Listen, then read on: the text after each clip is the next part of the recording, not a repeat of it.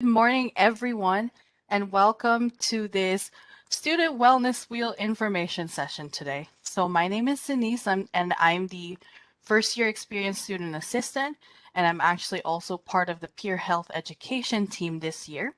And so that's just a little bit about me. I'm also coming into my fourth year of a Bachelor of Arts degree. My major is in economics and my minor is in psychology. So just a little bit about my role. I'm helping out with programming and events for the first years, and I will be your go-to person as well for any questions that you may have regarding this new change into your university life. So if you have any questions during or like after the session and throughout the school year, just let me know, and you can also even email firstyear@mcewen.ca. So for this presentation, we ask that you keep your microphones off all throughout. We will have a Q&A session after the presentation if you have any questions. However, we will make sure that the chat box is open and that it stays open throughout the presentation, just in case you have a question and you want to ask it right away before you forget, because I know, like me, I'll probably forget if I don't ask it right away. So it's there if you need it. Um, so we will also be doing a prize draw actually for everyone that is here for this information session. So make sure to stay tuned to see if you've won. So without further ado, let's get started and I'll have my other presenter, Sydney, start. Hi, everyone. My name is Sydney. I use she, her pronouns, and I'm a registered nurse here at McEwen, and I work out of Wellness and Psychological Services as the Health Promotion Specialist. In that role, I coordinate the peer health education team, and I'm so excited to be joined with Denise today for this session, and we hope that you gain some information to set you up for success for the upcoming academic year. Like Denise mentioned, we will be looking in the chat for questions and things like that. I just want to let you know that I actually can't see the chat before we get going. So if there are questions, Denise will just kind of interrupt me or we'll get to them at the end once I'm done screen sharing and I can see everybody's faces and comments. So great. So before we get started with content today, we are going to read the Treaty 6 land acknowledgement here. And I do recognize we are joining in this virtual platform, so you may not be on Treaty 6. And so when I read this acknowledgement, I just encourage people to reflect on which land they're currently occupying and what that means. So we acknowledge the land on which we gather in Treaty 6 territory is the traditional gathering places for many Indigenous people. We honor and respect the history, languages, ceremony, and culture of First Nations, the Métis, and the Inuit who call this territory home. The First Peoples' connections to the land teaches us about our inherent responsibility to protect and respect Mother Earth. With this acknowledgement, we honor the ancestors and children who have been buried here, the missing and murdered Indigenous women and men, and the process of ongoing collective healing for all human beings. We are reminded that we are all treaty people and the responsibility we have to one another. For today's session, we're going to chat about health and wellness. We'll learn about the 7 dimensions of wellness. We're also going to learn some stress and what stress does to our body and do a quick stress zones activity. And we'll share that PDF with you after or in the chat here. And then we're also going to review some common stressors students experience. And then we're going to highlight some campus and community resources. And then we'll definitely have time for questions at the end. So it's a really great idea that we have a common understanding of the definitions of health and wellness before we start talking about dimensions of wellness. Often we hear health and wellness and they're interchanged, but they're actually not the same thing. So we need to separate the two and really get an understanding of the difference between health and wellness. And so with the peer health education team, we always use the World Health Organization definitions here. So the World Health Organization states that health is a state of complete physical, social, and mental well-being, and it's not merely the absence of disease or infirmary. So really what this definition is getting at is that health is on a continuum, that it's not just, yes, you're healthy or you're unhealthy, and that there are different components to your health. But when we look at wellness, and so the definition here that the World Health Organization gives is wellness is the optimal state of health of individuals and groups. And there are 2 main focal concerns here: the realization of the fullest potential of an individual physically, psychologically, socially, spiritually, as well as economically. And they're also able to fulfill their role and expectations within their family, the community, the places of worship, workplaces, and other settings. So when we look at these two, really wellness captures the individual, but also the communities that we're a part of, and it's more of a broader understanding of what health and wellness are. So it really lends well into the 7 dimensions of student wellness.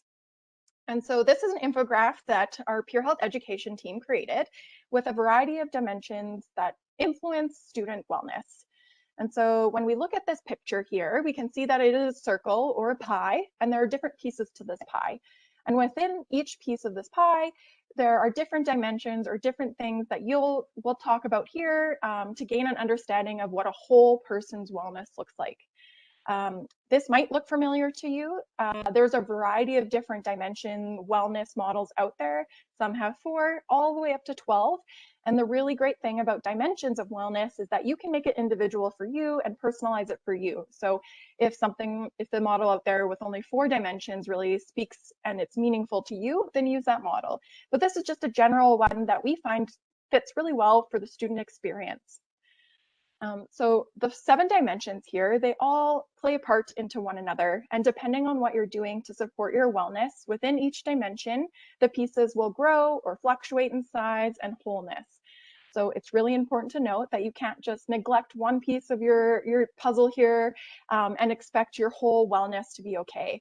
So there are things that we're going to have to do within each dimension to support our holistic wellness here.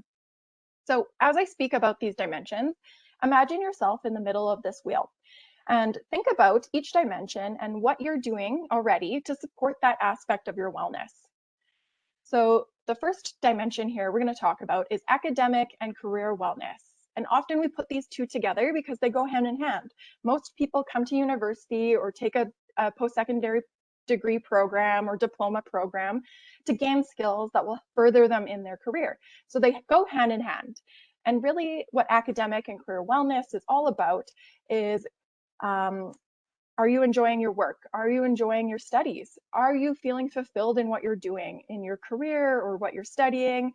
Are you making meaningful connections within that academics into how you could apply this to your life? How will this work in the real world settings?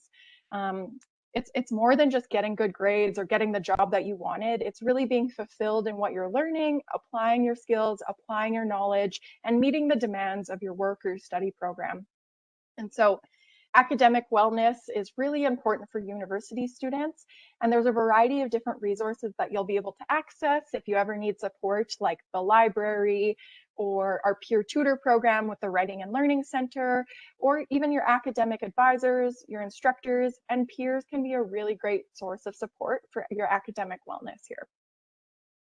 The next dimension is the emotional and mental wellness. And so this really is about your mental well-being, your mental health. When we think about mental health, we know that it's reflected in how we think, how we feel, and how we act. And so this component of your dimension of wellness is really about recognizing your emotions and understanding your emotions, coping with stressors in your everyday life, knowing the resources you can access to support your wellness, your mental health, your mental well-being, and really understanding that there are going to be signs and indicators that you can check in with yourself to know when you're not doing so great in this dimension. A little bit later in this presentation, we're going to walk through a really great resource called the My Stress Zones activity, and we'll explain how you could reflect your mental well-being in each of these kind of dimensions and when stress starts to add up. And so mental wellness, I do really want to stress this, is a key component of your wellness. So if you're really struggling mentally, it's going to affect the other dimensions here. It's going to affect your academic performance. It's going to be impacting your ability to connect with others. It might even be conflicting with all of these dimensions. So it's a really key component to your overall wellness is checking in with yourself and understanding your mental well-being. So the third dimension we're going to talk about here is your environmental wellness. And so oftentimes people think, oh, okay, so it's just the like being outside or the climate change crisis or sustainability. But when we think about your environments. It's really about where you live, where you work, where you're learning, where you're playing. We want to feel safe and secure in the environment that we're in. It's about understanding our impacts that of our actions that we do on the environment. It's, are we in a safe, inclusive, equitable environment that supports our learning? In a university capacity, we want to create a supportive campus community. So we are addressing mental wellness with each other. We're talking about key issues. We have a variety of different departments that will affect our overall environmental well-being. So it's really important to kind of recognize that environmental well-being is a huge part of your dimension of wellness. And if you're not feeling safe or secure, or you're not in a good environment, it's going to impact how you live, you work, you play. So yeah, that's kind of the environmental wellness piece there. The next one is about financial wellness. And so often people, when we say financial wellness, they think it's just the absence of debt. But actually, it's more about living within the means, living within your financial situation, understanding your debts, understanding your expenses, understanding your incomes, and living within that. It's about exploring your financial situation and knowing the resources that you can access to support yourself within this dimension. And so a lot of students find financial stress as one of the biggest stressors in their life, and it impacts the variety of different dimensions here. So it's important to highlight there are key resources on campus that you can access for financial wellness information. And one that I really want to touch on is RBC on campus. And so when you all go to campus and you check out everything, RBC on campus is a really great resource for connecting students to that bigger picture. They're not just going to sell you bank stuff or anything like that, but they can really help you understand financial wellness and support the whole person. So yeah, I just wanted to touch on that for your financial well-being, and just understand that everybody's financial situation is different, but you can still live a well life in whatever financial situation you're experiencing. So the fifth dimension here is the physical dimension of wellness. And this is often what people think when we say, hey, are you addressing anything in your wellness? How are you coping with student wellness? And it's the physical activity, it's the what are you eating kind of things. But when we expand physical wellness, it goes beyond just are you physically active? Are you enjoying your movements? Are you eating nutritious food? Do you have access to nutritious food, and is it available and appropriate for you? But it's also about navigating chronic conditions. If you do have a chronic condition, it's understanding health appointments and maintaining those regular health check-ins. So going to your doctor for regular appointments, going to your dentist, getting your vaccines, following public health safety guidelines, and things like that.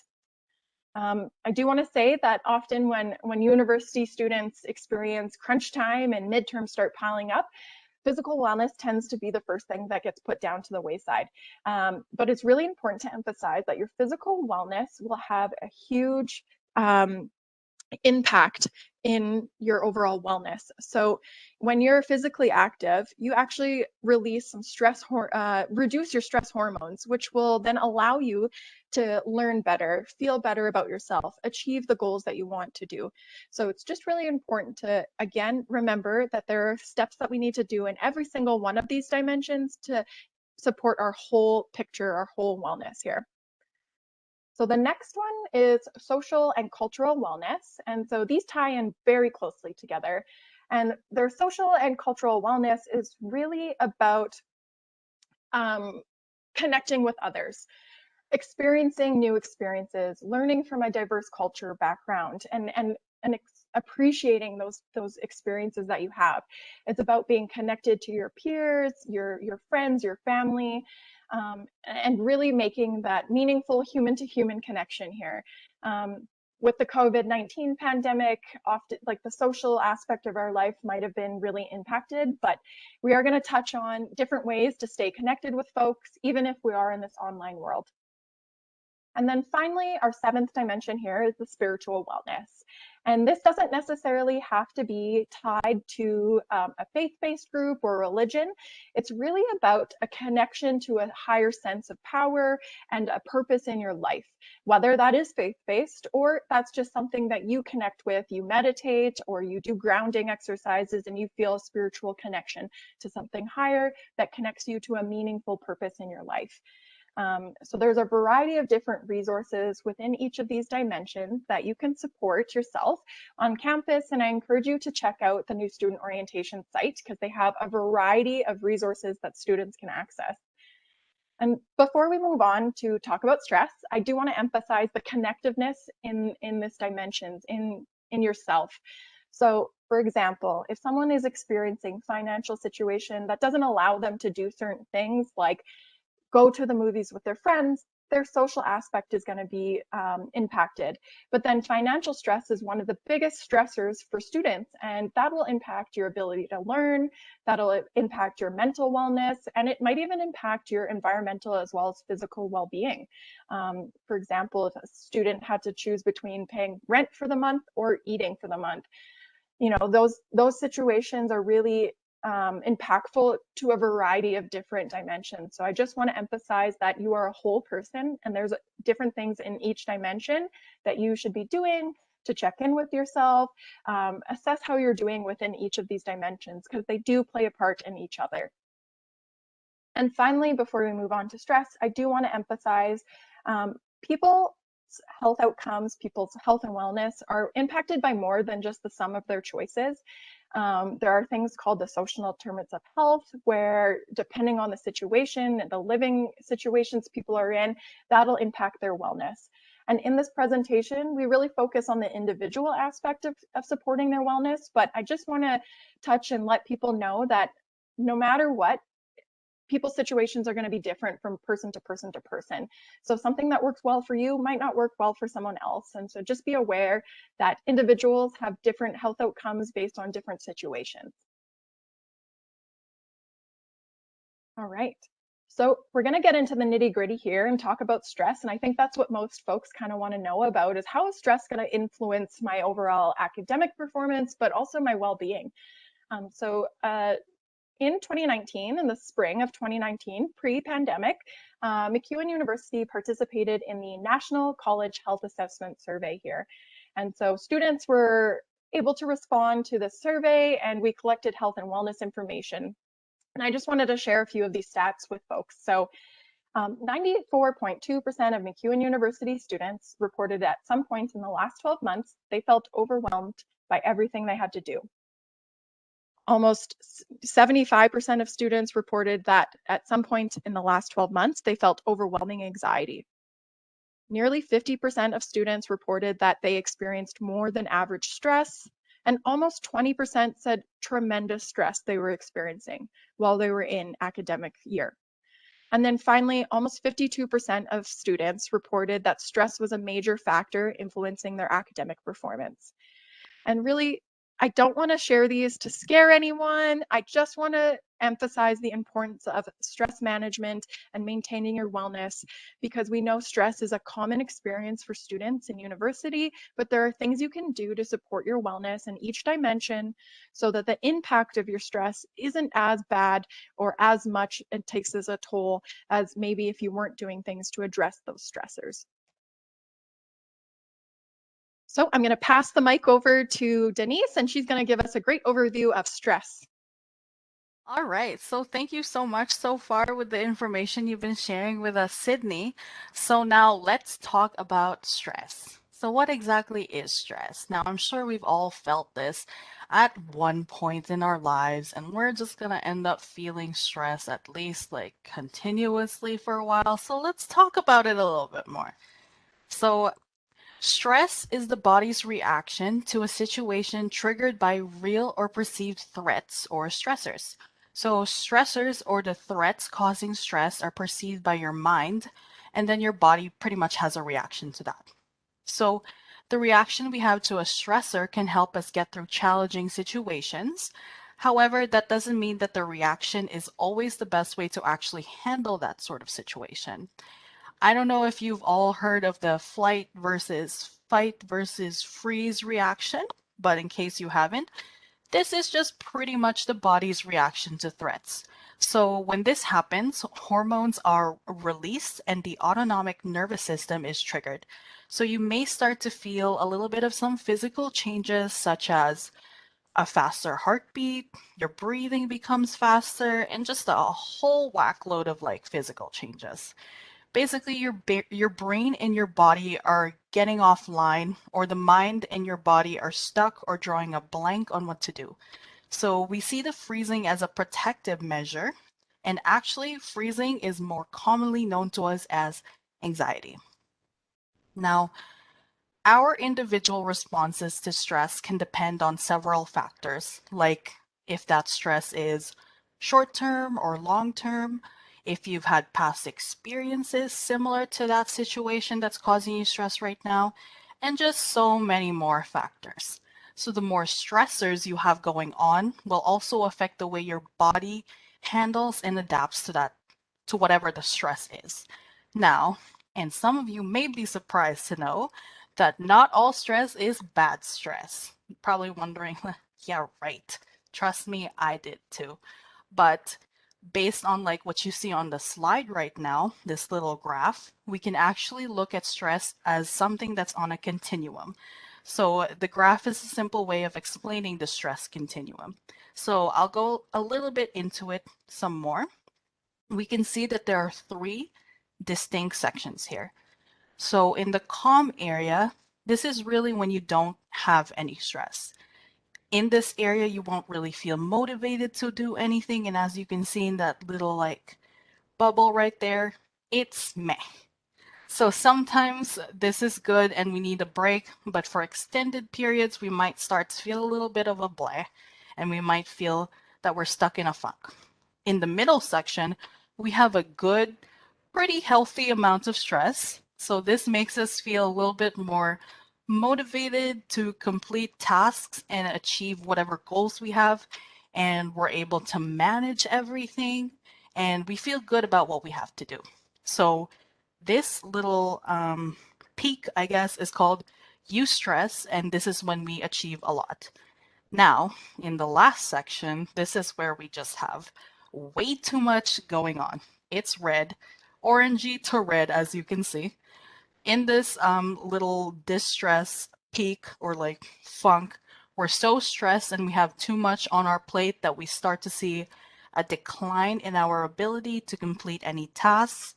We start to feel the negative impact that stress has on our wellness, and we unfortunately aren't really coping very well, and our wellness is pretty much shot.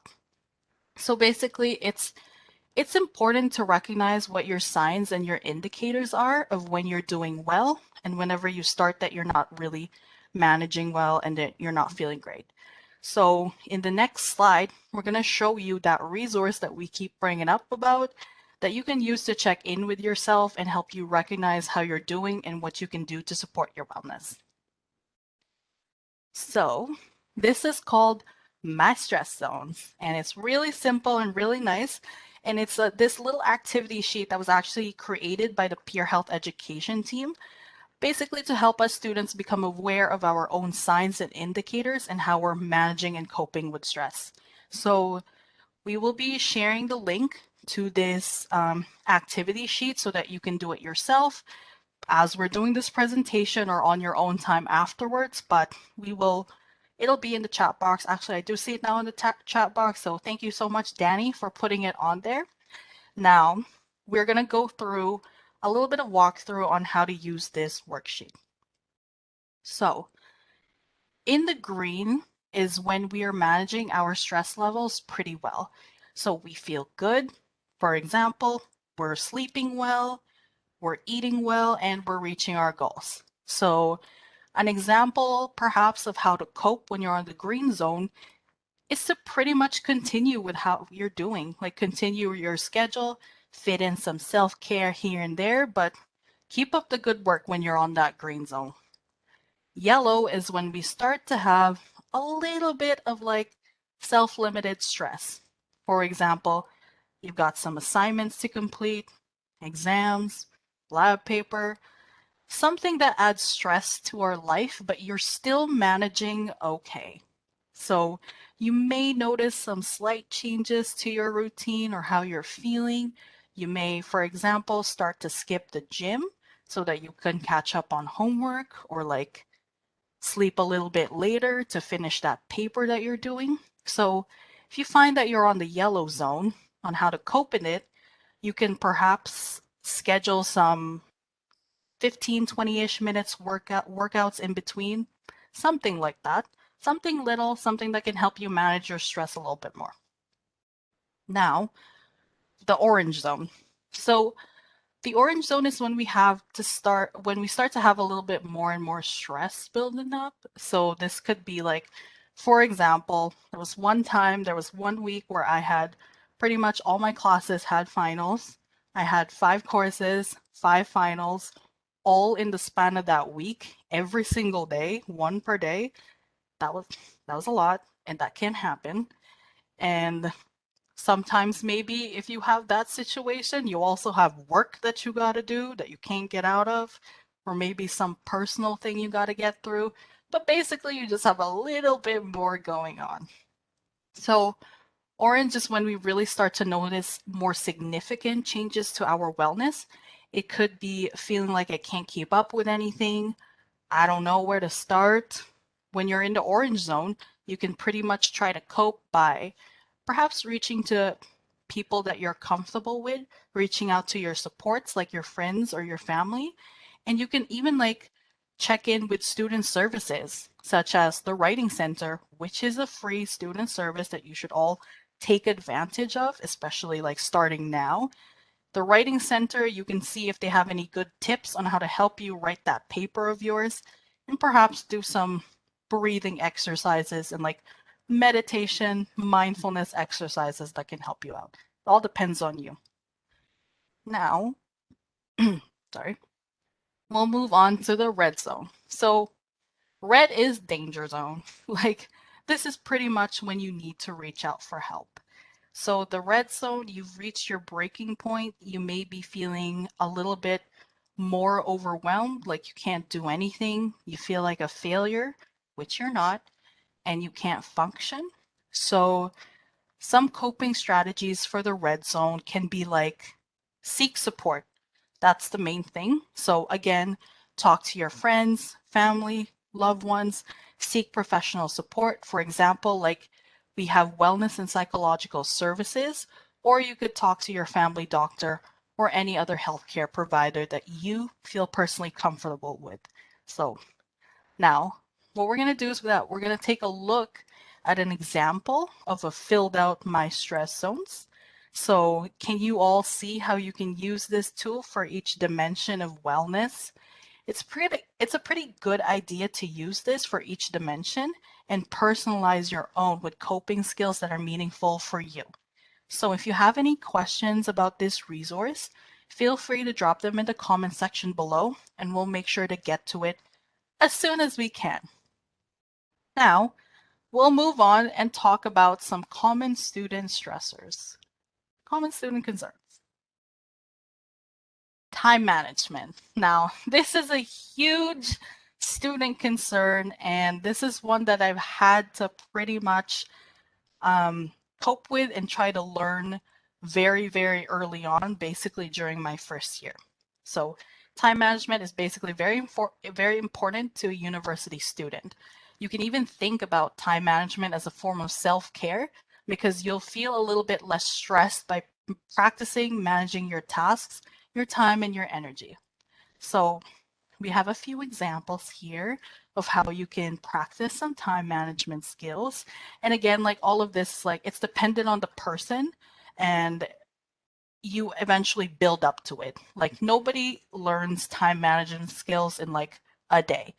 It's going to take some trial and error using all of the different things that we present to you. And so, yeah, and that's okay. But eventually, I promise you, you will get your own groove and you'll get used to it. So it's all good. Now, number one, and this I use and personally do all the time, try to use a day planner or an agenda or a calendar app or all if you're nutty like me.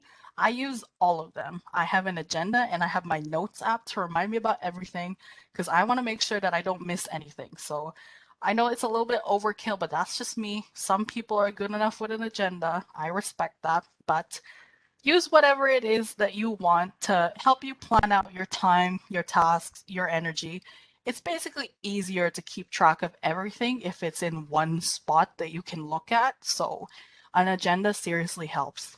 And if you like to bullet journal, like me, it also helps with like that creativity boost. And I use it as like my own personal what's the word, mindfulness exercise kind of thing, because I'll find something on Pinterest that I like, put it on my bullet journal, decorate it a little bit so that it looks nicer for me to look at and that I actually feel motivated and want to do the tasks that I have written down on my calendar. So that's just a little tidbit.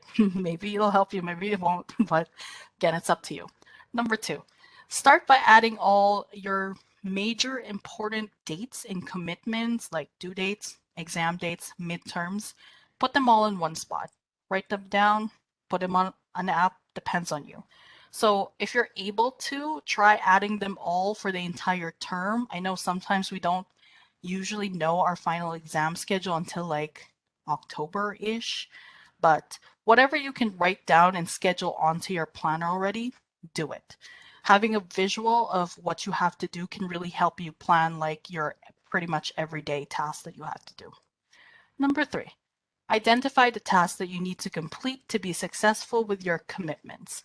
So once you have an idea of what you have to do, you can pretty much start planning anything else around your commitments and make sure you're kind of ranking them in order of like most important to least important because you're not gonna pick going out with your friends over your final exam that you need to study for. It's gonna happen the next day. So make sure you're ranking it and just being a little cautious and more mindful of like what's more important. Then for number four, think, when am I most productive or motivated to do a certain task? If you know that you're struggling reading the textbook in the evenings, try schedule it to like earlier in the afternoons, earlier in the day, so that you can actually get it done rather than falling asleep in the middle. So that's just a little hint. Number five, be honest with yourself with how much time it may take for you to complete a task. Let's get real here. You're not actually gonna study for like 2 hours straight with no breaks. Nobody can do that. And so be very realistic with the goals that you're setting and what you're trying to hit. Like I use the Pomodoro technique, which is very popular with a lot of university students. So I kind of made it my own. I know it's usually like 20, 25 minutes of straight doing whatever task that you need to do, and then a 5 minute break, and then 20 minutes again. I do it like 30 minutes and then a 10-minute break, and then 30 minutes again of like focus time and set an alarm every so often. It just helps to take a break in the middle because you're trying to absorb so much information. And trust me, if you try to read things for 2 hours straight, you're not going to get anywhere. You're going to end up forgetting what you just read because you just realize that you're just glossing over the textbook. So be realistic, pretty much. And then the last kind of advice in this slide is practice these time management skills. Again, eventually you'll find your groove and become as productive as you can be each day. So, yeah, that's the little gist of time management.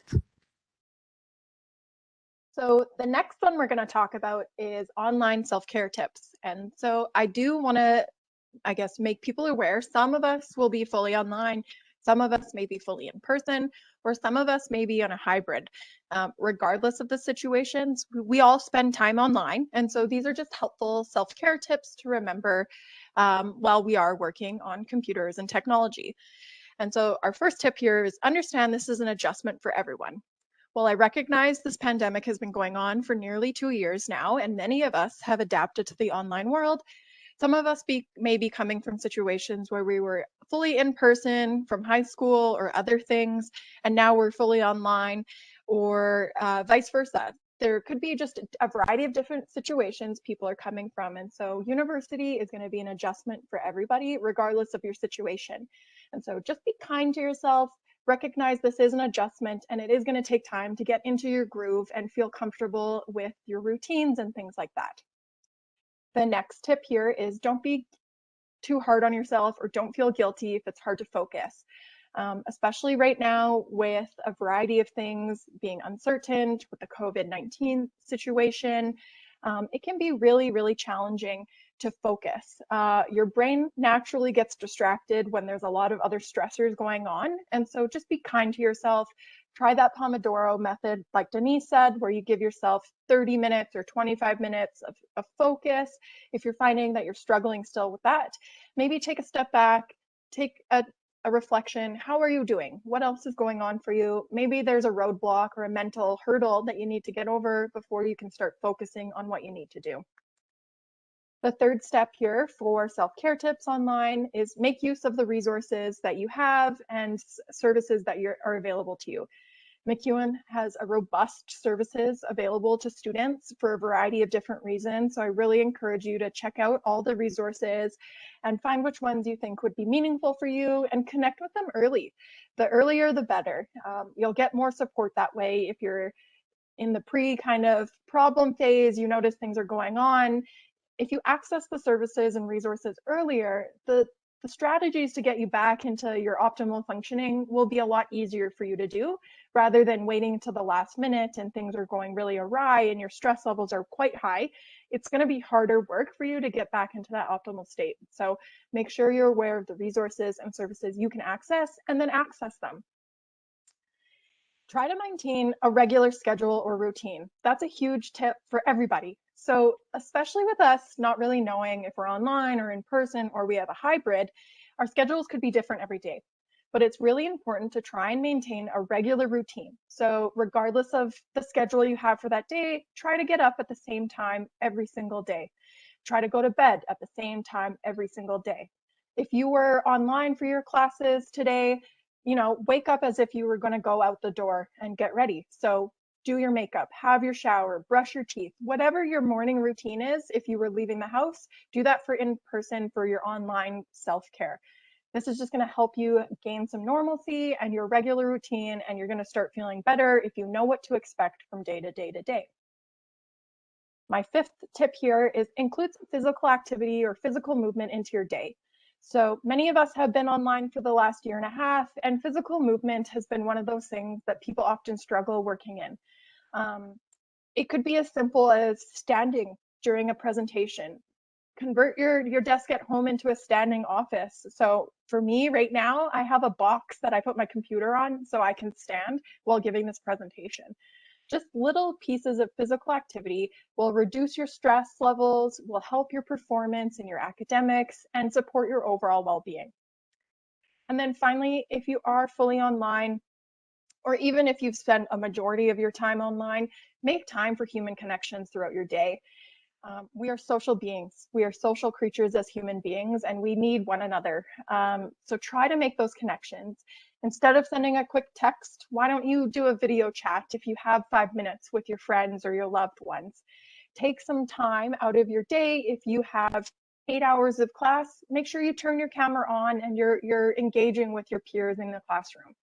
It's just really important to make that connection with other folks, because we are all in this together, and we are social creatures, and we will feel better once we have that connection to other folks and we mitigate that isolation piece here. And then the next one that we're going to talk about is a better work-life balance here. And this is something we all need to learn how to do. It's not something we're born with these skills to have a good work-life balance.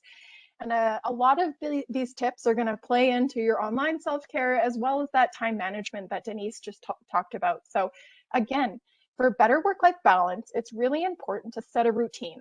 So set healthy boundaries and prioritize your tasks.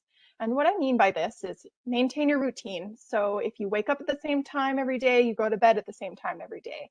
But then within each of your waking hours, you can set boundaries. So I know from 9 a.m. till 10 a.m., I have a class. I know from 11 till 12, I'm going to take my self care time and go to the gym.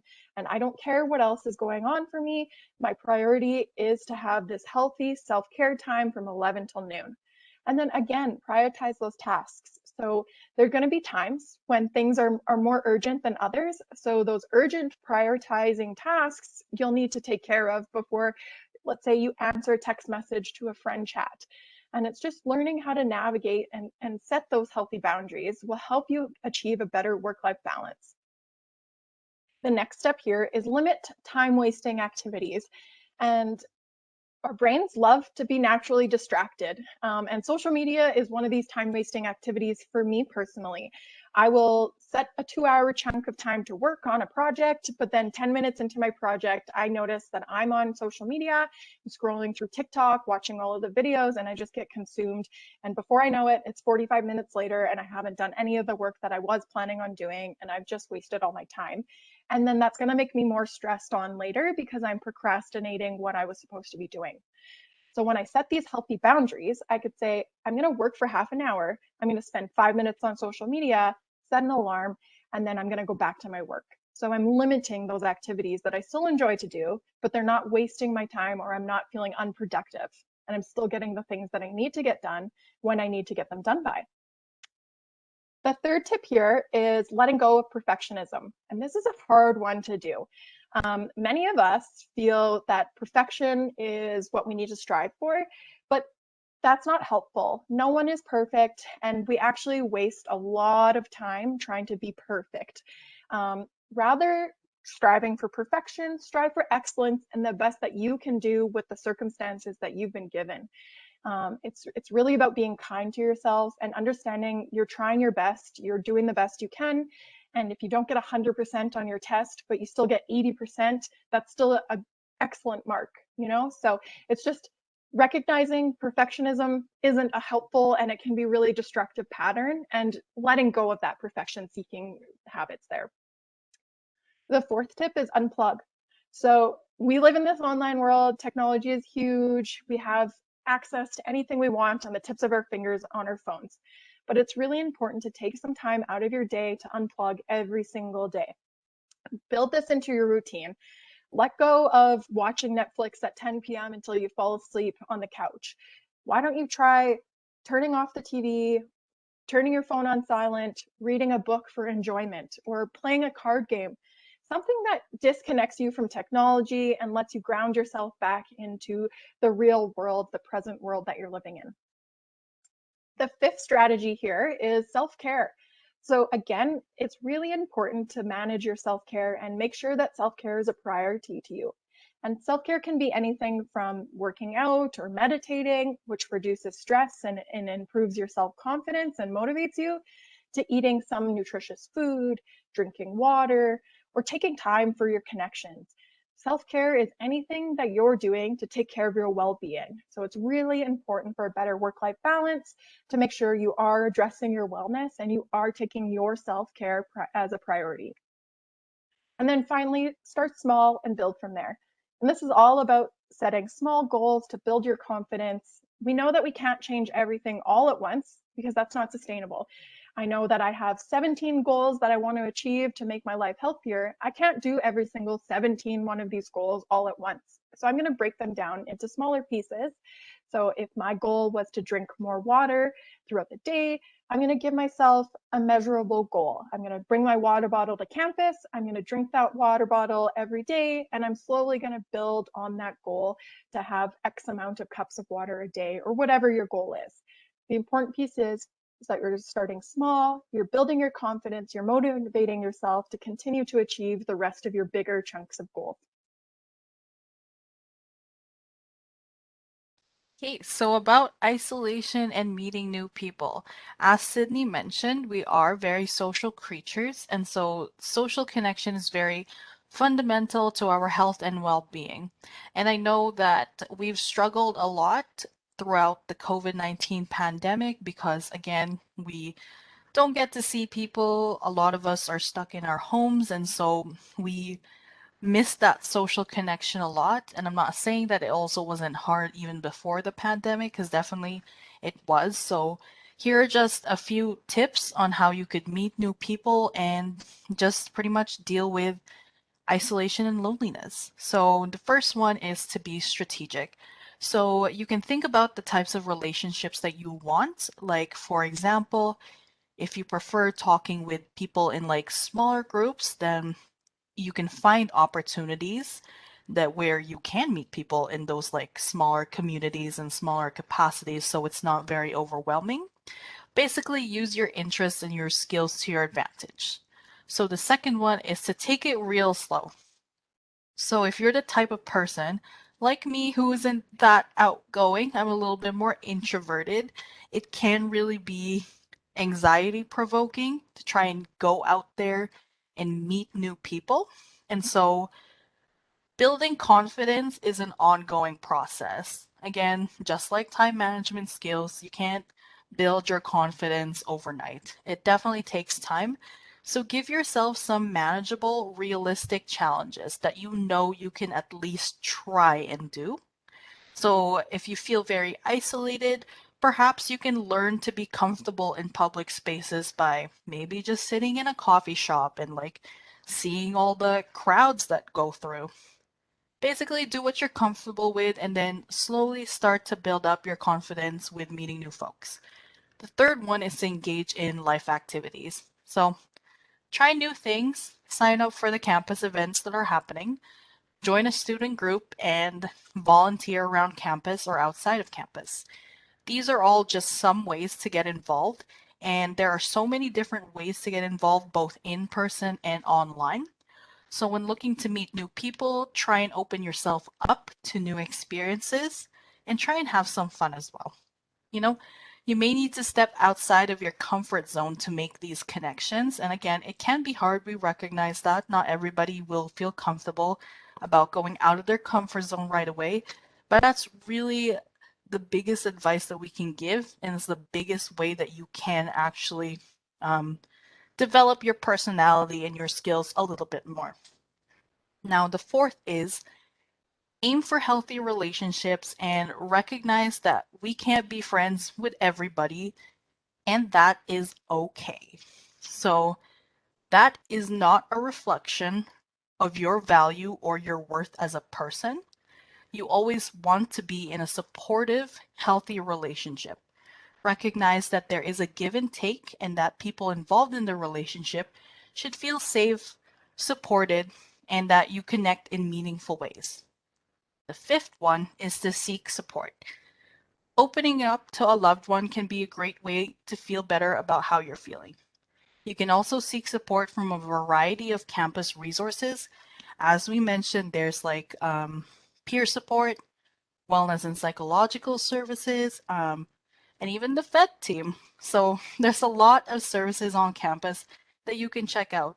And like reaching out to people is key because if you keep things bottled up inside, then there's no way that somebody could possibly give you advice to help you out. So make sure you're seeking support and don't be ashamed to as well.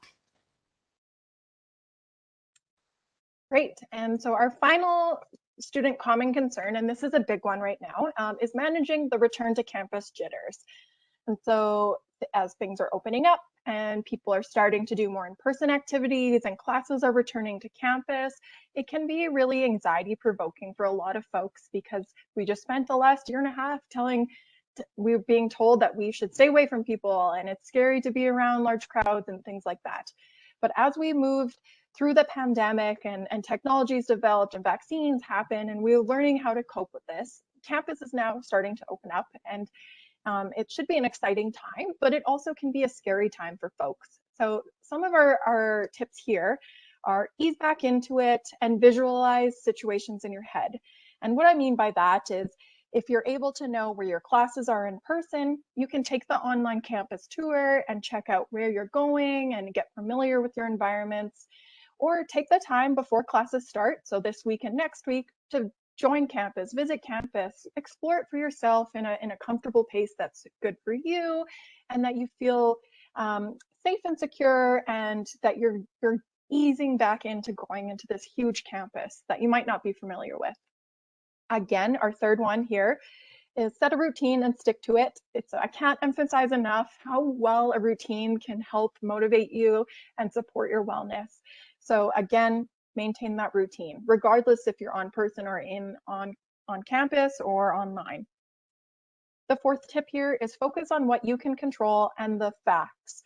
And so there's a lot of misinformation out there, regardless of COVID. There's misinformation you can find anywhere, but really look at where you're finding your sources of information. And remember, there are things that you can do to control your risks, and understand that there's only things that you have control over and you can't control everybody else. And that's okay. Just take solace in what you can do and navigate your risks. Allow yourself to be scared and practice self-care are my next two tips here. So it's okay to feel scared. We don't know what's going to happen. We've just spent maybe the last year and a half working online. And so it is scary to be reintroduced back into the in-person on-campus environment, and that's okay. Fear is just a form of your brain recognizing that the situation is scary for us, and it's okay. And that practicing self-care is really going to support your well-being and help mitigate those scary feelings, those anxiety feelings. If you're maintaining a good self-care practice and you're doing things that you can do to support your overall wellness, you're going to start feeling better about different experiences. And then finally, get professional help. If you're really struggling and your anxiety is quite high, there's a variety of resources that you can access, like wellness and psychological services that can help you work through these things. You can talk to the peer support network. You can talk to our peer health educators. There's a variety of different student engagement opportunities where you can connect with folks and get that help that you need, and talk through things if they're really starting to struggle for you. And I do want to point out that MacEwan has a Blackboard course called Navigating Campus During COVID-19, a guide for MacEwan students. And there's a ton of helpful information and tips and pointers for when you're coming to campus. And so I recommend everybody checking that out as soon as they can. The campus is doing everything they can do to keep people safe. And this is a really great source of information regarding COVID. And then finally, before we get to questions and answers, I'm just going to touch on these campus resources. So wellness and psychological services. So they provide free, confidential, professional counseling services to students enrolled in at least one credit course at MacEwan. So we have social workers, we have registered psychologists that do counseling support for students. And I encourage you to check them out if that's something you need. It's accessible for everyone. Right now we have in-person as well as online. So if you need to check it out, do it. Again, the Peer Health Education team. After I stop sharing my screen, I'm going to throw in the chat our Google site, and you can check out all the resources there. The peer support network. So you have supportive listeners that are peers, and they can engage with you and see what's going on with you and kind of support you in that way. We also have a Coalition for Harm Reduction at MacEwan, which is all about harm reduction, and you'll see us doing a variety of events. And then at MacEwan, we also have a health center, so you can speak to a nurse or a doctor and get that medical support or that more of the health clinical support that you might need. And finally, SAMU, or Students Association, has a ton of stuff students can access.